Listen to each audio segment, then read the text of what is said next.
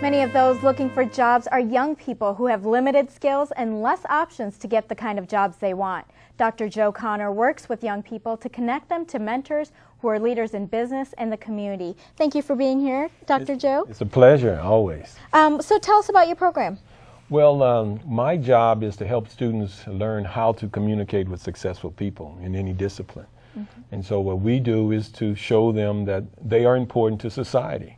And then by helping students internalize their importance, we make it easier for them to go after their desires in whatever career they choose. From being in the culinary areas or want to go in nuclear physics, we can help students learn how to connect with successful people.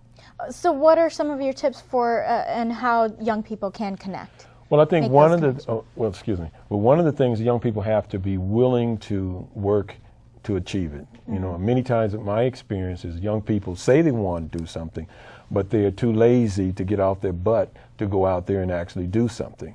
There's a lot of people who would like to help young people, but the young people have to be willing to do the efforts. One of the worst things young people can do is to say they would do anything, which is a kiss of death. And the reason what that phrase says is, I want you to think for me, and nobody wants to think for anybody. But they will help you. And it's always something to say specifically what you want, and then you can do more than that, but always start off with one specific point, and then other points can be added on. To start. Well, you know, how do you motivate young people when, you know, you can say, well, you can have this job or that job, but what if there just aren't jobs out there, especially in this economy? Well, that's one of the misconceptions. There is no shortage of opportunity for young people. The Chinese have a saying, Zainan, which means basically crisis means danger and opportunity. There are opportunities, but like I said, young people must know what they want. Once you know what you want, then it's easy to find an opportunity. The hard part for young people is that they really don't know what they want. And if we can help young people, like you were saying, what should we do? Let's listen to young people and find out what their desires are, what their natural gifts are. Once you know what a student's natural gifts are, then you can be able to show them how that gift touches on a specific career, and you begin to engage them on things that they want to do. And there are a lot of people who would like to help young people across the country. Okay.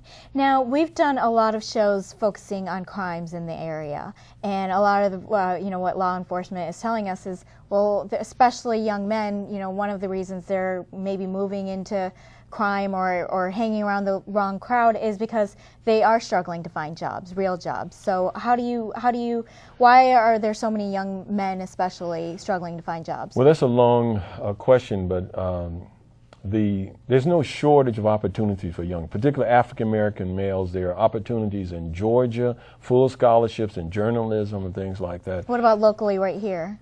Well, that's the problem right there. Family, and you want to stay that's the issue right there. Do you want to work, or do you want to stay next to mama? If you want to work, you go where the jobs are. And if there's an opportunity, full scholarship, then you have to make a decision.